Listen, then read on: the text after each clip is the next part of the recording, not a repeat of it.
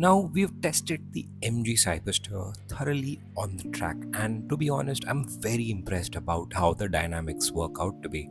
As a daily driven two-seater roadster, it is an excellent product with high quality and peace of mind with a lifetime warranty to the first owner. Now, how does it look? Is something we need to talk about.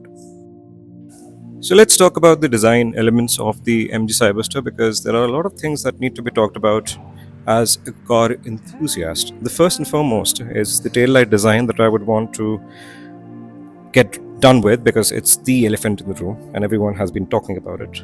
This arrow shaped design looks like it has been designed and sketched perhaps by someone in class Montessori. Could have done with something more gorgeous, generous, and a bit more understated. But that sort of becomes a real sore in the eye sometimes. Works for some people, doesn't work for me. Onto the side profile looks absolutely fantastic. Now we've got staggered set of wheels over here. You've got the 245, 40 R20s in the front, 275, 35 R20s at the back.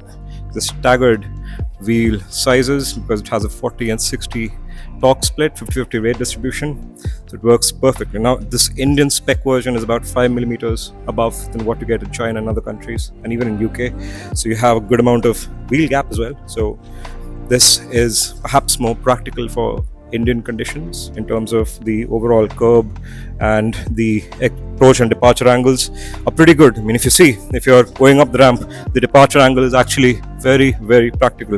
Works very nice. I do admit that I like the alloy wheel designs a lot. It's been a bit subjective. A lot of people are saying different things about it. It's all a good thing. We've got this massive lid for the charging port over here. It's massive, to be honest, for a charging port. A lot of manufacturers give the charging port either at the back or in the front. That's a very cohesive looking design element.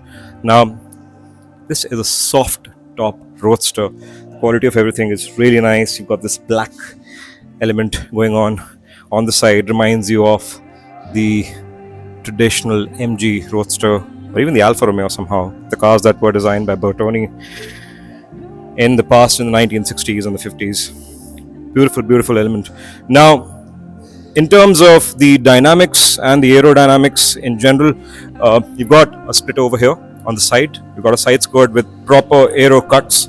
You also have a vent over here, which sort of cuts in the air from the wheel well, pushes us out with pressure, and yeah, that's how the elements are on the side. If you look at the car from this angle, this swoop sort of reminds you of the Ferrari Scagliati, the 612 Scagliati.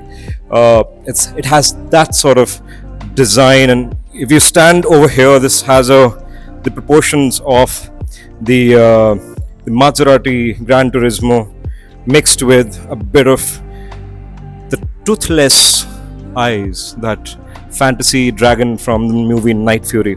I love how there are beautiful elements integrated into the headlamps. Works out really well. You have some aero ducts onto the bottom. You have this twin splitter at the bottom as well. The hood sort of swoops down a little bit, giving that big MG logo the presence when you're approaching a place. But the overall design, especially in this shade of yellow, which would be accompanied by a green number plate when you race to this car, is absolutely fantastic. And the basic drama, when you look at the doors go up, that is what people would admire. I mean, a lot of people are comparing it to the BMW Z4, which perhaps is the only competition to it in terms of design and the availability of that soft top as a roadster. But this is going to be quite a daily driver because at the end of the day, you have an electric powertrain, a battery. This would cost you about 1.5 rupees per kilometer to run every day. This is going to be the 95% of the car that you'll be driving within the city because you want to show off to your peer group that you've done well in your life. And MG is not compromising in quality. The interiors, for example, they are gorgeously swathed with some high quality materials, be it the plastic, be it the leatherette, be it the plastics, anywhere in the buttons. You also have beautiful shut lines everywhere. There's just nothing to complain about. The Cyberstore indeed is so beautifully designed. Like each and every element from the tip to the back is worth talking long hours about. This car is a story, and this car is something that you'll spend long hours with on the road, on a road trip, in a traffic jam, perhaps at a racetrack, going through autocrosses, doing some silly stuff, putting your friends in the driving seat, pushing their blood from their cranium to the butt cheeks. What an absolute tool. But yeah, can't deny that tail lamp is not something that's good looking. As much as I was admiring the yellow Cyberster parked in the garage, let's delve deep into how the interior functions out. And as we've seen, we've got this scissor door that's opened up. When we close it, it closes with a very soft indent. Although you do have a sort of indent over here to move the door up just in case the battery dies down. But once you open up, it's a bit of theater. Lovely little theater in a 75 lakh rupee car, having scissor doors. Brilliant thing. Now, once you get on the inside, there are certain things which really make my life easier. First of all, my iPhone slides easily into this pocket over here near the cup holders. You've got two cup holders which can be pushed up to make it more seamless. You can push it down to accommodate your drinks. The leather quality, the leatherette in the interior, it's not pure leather, it's vegan leather. This interior is vegan friendly. It's very nice. Everything that you touch and feel. There's Alcantara over here. There's Alcantara on the seats. There's vegan leather over here. Very good bolstering on the seats, especially when you're doing track and autocross like we did today. The support that you get from the seats is absolutely top notch. Now, the door sills are not as thick, so getting in and out for an average sized person or even a person who is a little more healthy works out to be pretty well. Now, there are a plethora of screens all across the cabin, four to be exact. Number one is over here where you have your rear view monitor, you have your infotainment system over here on this screen, which can be a little cumbersome because you'll have to move a little bit to watch your maps and navigation and other functions, to be honest.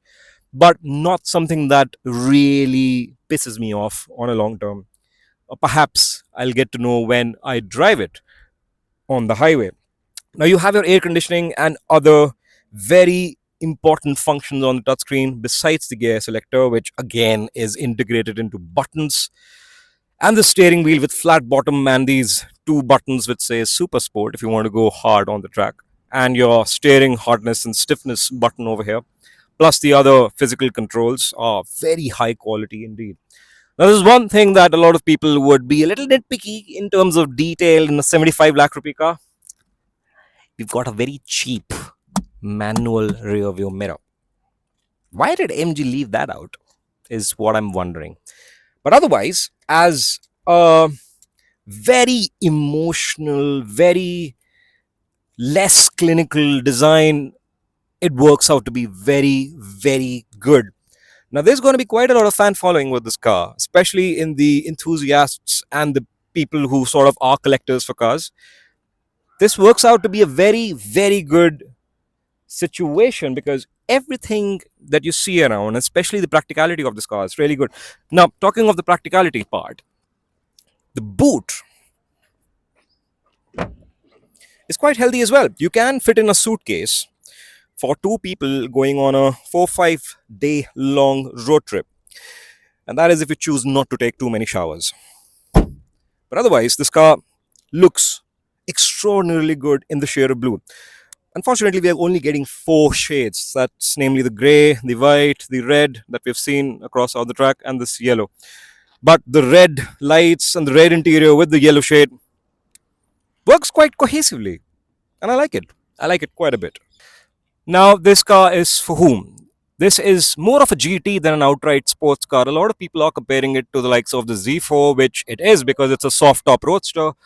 But this is a more daily friendly car because 95% of the time when you're driving within the city, you're not spending a lot on fuel because this car eventually would cost you about 1.5 rupees per kilometer to run. At 75 lakh rupees, the kind of emotional value that it supplies is pretty high.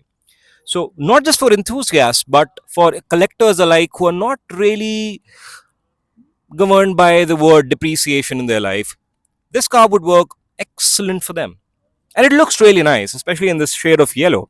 And MG's legacy in India is going out pretty strong. And with the quality of this car, I think it's a win win situation for the brand and for the people who are going to be enjoying this car in the foreseeable future. Thank you for now. Keep on watching The Race Monkey and follow us on Instagram.